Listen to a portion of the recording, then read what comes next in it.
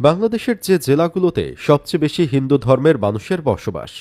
দিনাজপুর জেলা প্রায় 6,50,000, চট্টগ্রাম জেলা প্রায় 8,48,000, ঢাকা জেলা প্রায় 11,75,000, যশোর জেলা প্রায় 3,48,000, সুনামগঞ্জ জেলা প্রায় 3,51,000, সাতক্ষীরা জেলা প্রায় 3,92,000, গোপালগঞ্জ জেলা প্রায় 3,95,000, হবিগঞ্জ জেলা প্রায় 4,02,000, মৌলভীবাজার জেলা প্রায় 5,27,000, খুলনা জেলা প্রায় 5,99,000।